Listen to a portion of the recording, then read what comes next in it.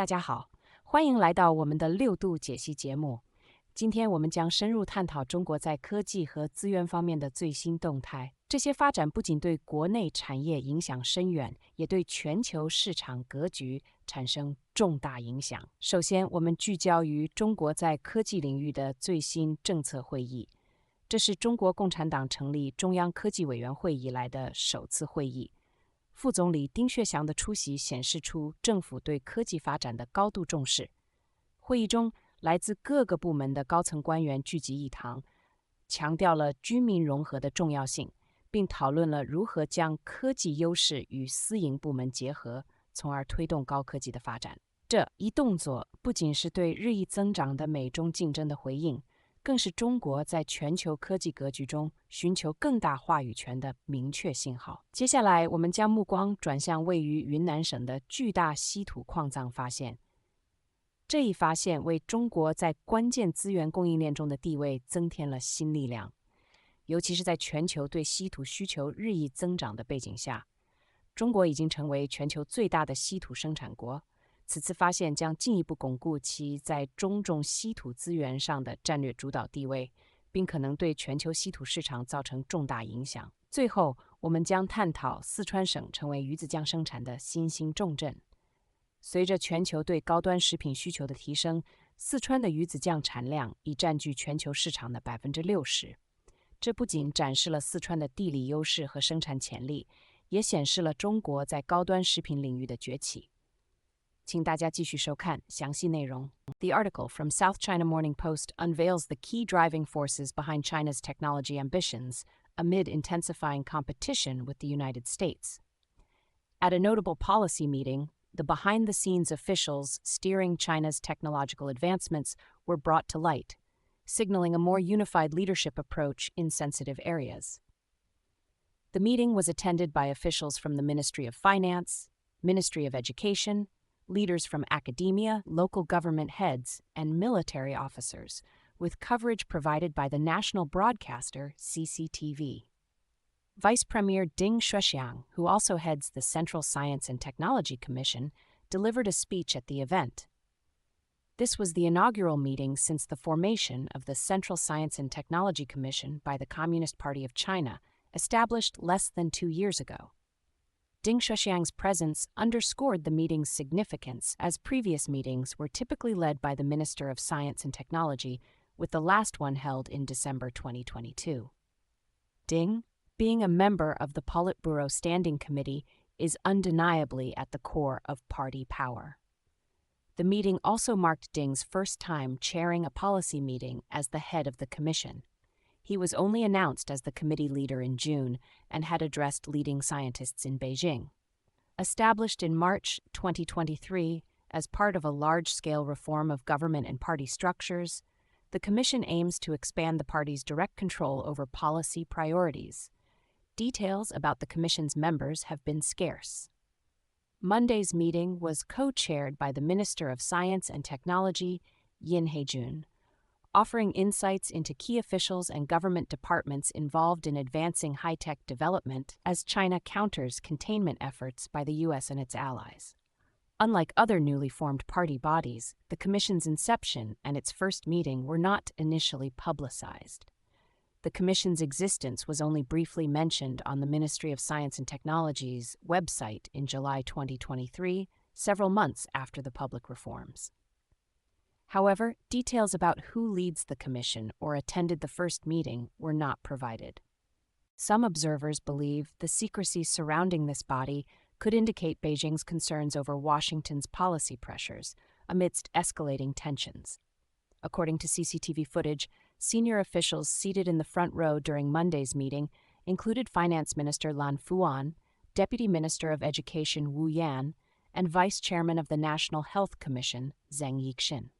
They were joined by Vice Chair of the National Development and Reform Commission Xiang Liben and presidents of the Chinese Academy of Sciences and Chinese Academy of Engineering, top scientific institutions in the country.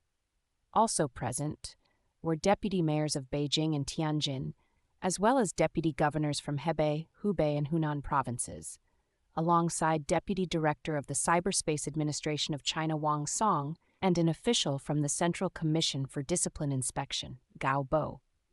The attendees further included the Deputy Director of the State-Owned Assets Supervision and Administration Commission and the Deputy Governor of the People's Bank of China, as well as a Vice Chairman of the All China Federation of Industry and Commerce, a semi-official chamber of commerce leading private enterprises. The meeting was also attended by a Rear Admiral from the People's Liberation Army Navy, Yang Weizhang, and officials from the Central Commission for Military Civil Fusion Development. The party-led commission aims to integrate the technological prowess of the People's Liberation Army with the strengths of the private sector.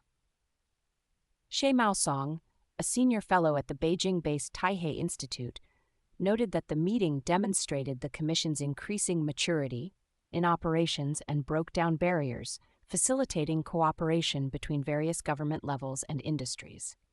He highlighted that the Commission is responsible for overall strategic planning, including establishing national laboratories, long-term scientific plans, and major projects. She also pointed out that the presence of vice mayors and vice governors from Beijing, Tianjin, and Hebei represents the goal of coordinated development within this cluster. China plans to develop the Beijing-Tianjin-Hebei region into an integrated metropolis and a new innovation center in northern China. The involvement of different ministries and agencies signifies their respective roles in advancing national high-tech initiatives, such as the Ministry of Education's responsibility for nurturing scientific talent, and the Ministry of Finance's role in allocating national funds to support long-term scientific plans and national laboratories.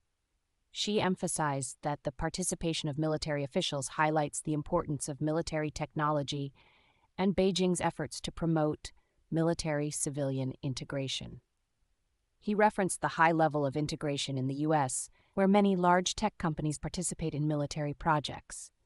Facing growing geopolitical challenges and increased trade and technology competition with the U.S., China is pushing for more military-civilian integration, including the development of dual-use technologies to modernize its armed forces. In another report by South China Morning Post, there is news about a colossal rare earth deposit discovery in Yunnan Province, southwestern China. This geologically significant find represents a vital step in China's bid to strengthen its hold on the global supply chain of critical minerals.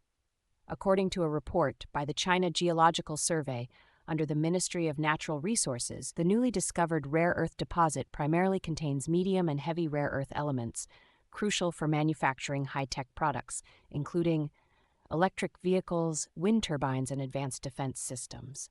The deposit's potential resource volume reaches 1.15 million tons, including over 470,000 tons of critical rare earth elements such as thulium and neodymium. This discovery is viewed as significant for enhancing China's advantage in rare earth resources, improving the rare earth industry chain, and further solidifying China's strategic dominance in medium and heavy rare earth resources. According to an official statement on China's official WeChat account, this discovery was a result of an initiative launched in January 2023 to find strategic resources, including lithium, helium, and rare earths. According to data from the United States Geological Survey, China is the world's largest producer of rare earth elements, possessing 44 million tons of rare earth reserves. As international competition for rare earth production intensifies, particularly with the United States, China has imposed more restrictions on rare earth supply and exports. The Ministry of National Security has categorized rare earths as resources directly related to national security. In August of last year, the Ministry of Industry and Information Technology, along with the Ministry of Natural Resources, jointly set the upper limit for the second batch of rare earth mining output at 135,000 tons and smelting output at 127,000 tons. Combined with the first batch, the annual production cap was set at 270,000 tons, a 5.9% increase year-on-year, with a smelting cap of 254,000 tons, a 4.2% increase year-on-year. With the implementation of the Rare Earth Management Regulations in October 2023, exporters are now required to submit transaction details to authorities. According to customs data, China's rare earth exports rose by 6% last year, reaching 55,431.1 tons, but the export value fell by 36% to $488.8 million. This series of policies and discoveries undoubtedly injects new vitality into China's rare earth industry. As global demand for high-tech products increases, the value of rare earth resources continues to rise. This development is not only a boost for China's economy, but also a potential reshuffling of the global rare earth market landscape. In the future, China will play a more significant role in the development and utilization of rare earth resources, impacting the growth of the global technology industry profoundly. Meanwhile, an article from Nikkei Asia highlights how Sichuan Province, traditionally known as the home of the giant panda, is emerging as a major producer of caviar in China. In Chengdu, Sichuan, an employee named Huang Linya enjoys a unique culinary experience at the Michelin-starred restaurant Yinguo. She orders a dish of shredded hami melon wrapped in wheat dough, topped with grilled pork slices and adorned with caviar and Chinese redwood leaf buds. The dish, crafted by Yinguo's chef Zhao Xiaosong, aims to blend Chinese and foreign ingredients to create a novel dining experience. Huang Linya is delighted by the dish, praising the explosive texture of the caviar perfectly complementing the crispy, spicy pork, exclaiming, "This dish is truly delicious." A classic Sichuan snack, danhonggao, garnished with caviar, also makes an appearance, enriching her dining experience. Caviar, a luxurious food made from sturgeon roe, is becoming a burgeoning industry in Sichuan Province. With global demand for caviar on the rise, Sichuan's production now accounts for 60% of the global market. This success is largely attributed to Sichuan's natural environment and abundant water resources. In Yan City, Sichuan, known for its stunning natural scenery and as a habitat for giant pandas, lies the primary production site for Chinese caviar. The Sichuan Giant Panda Sanctuaries, listed as a UNESCO World Heritage Site, protect 340 wild giant pandas. At the Sichuan Runjiao Aquaculture Company's large facilities, nestled in the hills and bamboo forests, over 700,000 sturgeons are raised across more than 150,000 square meters and 274 breeding pools. As sturgeons take 8 to 15 years to yield roe, Runjiao Aquaculture raises these fish by size and species. When the sturgeons grow to weigh several tens of kilograms or even over 100 kilograms, they are captured once ultrasound checks confirm roe maturity. The roe is then washed, salted, and sealed for storage. The processing plant, maintained at a constant 12 degrees Celsius, sees about 70 workers in white coats working silently. Jiang Lan, responsible for Runjiao's own brand Frozista, explains, "We only add salt from Europe. To maintain high quality, we complete the entire process within 15 minutes." Annually, Runjiao produces about 60 tons of caviar, exporting 2/3 to over 30 countries, capturing more than 10% of the global market. Runjiao Aquaculture's founder, Li Jun, studied aquaculture at Dalian Ocean University and conducted further research at a Sichuan Fishery Institute.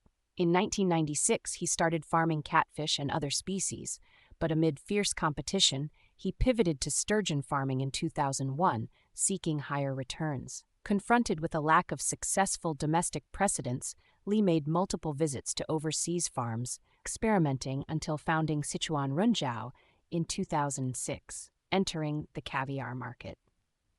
The initial stages of roe collection were long and challenging, with funding being a major hurdle. To support the business, Li had to sell male sturgeons and other fish during the process. After overcoming various difficulties, including the loss of 300,000 young fish due to summer temperature management failures and the 2008 Sichuan earthquake, the company achieved stable caviar production by 2012.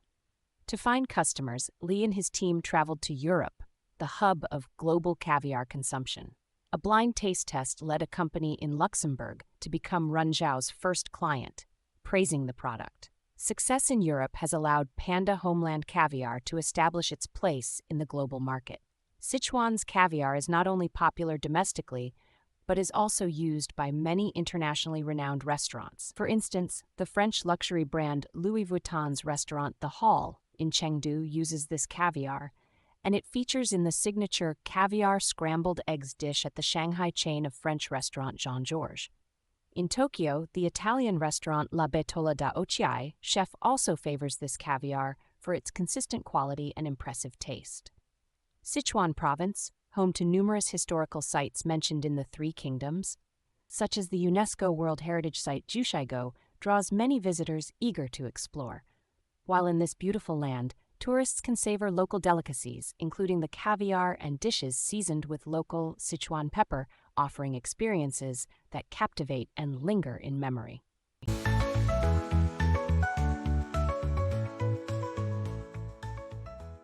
请大家继续收看节目的六度百科，对关键内容进行背景介绍。中央科技委员会，简称中科委，是指中国政府在不同历史时期设立的用于制定和协调科技政策的中央机构。这些机构的设立旨在推动国家科技发展，优化科技资源配置，并促进科技进步与创新。中科委的设立与中国的科技发展需求密切相关，是中国科技政策体系的重要组成部分。历史上，中国的中央科技委员会曾多次重组和演变。早在1950年代，中国就曾设立中央科学计划委员会，负责制定和推动全国科学技术的发展计划。随着时代的变迁和国家科技政策的调整，这一机构经历了多次改革和更名。在1978年改革开放后，中国科技体制改革的步伐加快，国务院成立了国家科学技术委员会，以加强科技工作的统筹和管理。这一机构在1980年代和1990年代对中国的科技发展起到了重要的指导和推动作用。1998年，为进一步推动科技进步，国务院重组成为科学技术部，承担起国家科技发展的规划、政策制定和资源配置等职责。2018年，中国成立了科技部为主的科技管理体系，进一步提升了科技创新在国家发展战略中的重要地位。科技部负责制定和实施国家科技政策，推动科技创新和成果转化，加强国际科技合作等方面的工作。在科技委员会或科技部工作框架下，中国推出了一系列重大科技政策和计划，包括863计划、973计划、国家中长期科学和技术发展规划纲要2006至2020年等。这些政策和计划在推动中国的科技进步和产业升级中发挥了重要作用。数据方面，目前中国已成为世界上科技投入最多的国家之一。根据2019年的统计数据，中国的研发支出达到2.21万亿元人民币，占 GDP 的比重达到 2.19%， 位居世界前列。这些资金主要用于推动基础研究、应用研究和技术开发。综上所述，中央科技委员会的演变反映了中国科技政策的发展历程和科技管理体制的变革。作为中国科技发展的重要组织机构，中科委及其后继机构在制定科技政策、推动科技进步和促进国家科技创新能力提升方面发挥了关键作用。随着全球科技竞争的加剧和科技创新的不断推进，未来中科委相关的科技政策和管理机构将在国际舞台上扮演更为重要的角色。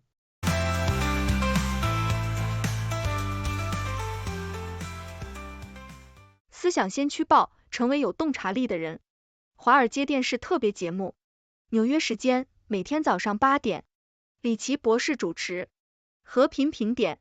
谢谢大家收看六度探索，这是一个由科学家、经济学家、媒体人、工程技术人员合作建立的新型媒体。网友与六度 AI 参与合作完成各种内容，这些内容不能作为任何决策或法律的意见。这是一个新型的试验性媒体方式，我们希望得到大家的支持，修正错误。网友可以参与讨论，也可以向万能的六博士提出你能想出的任何问题。六度世界网址是6du.world， 请介绍给你的亲朋好友。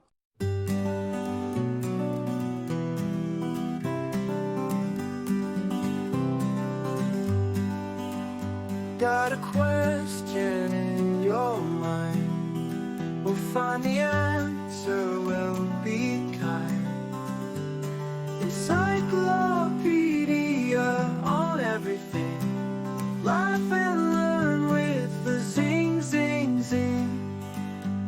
From ants to outer space, we've got the facts in one great place. For kids and grown-ups too, we've got the A to Z for you.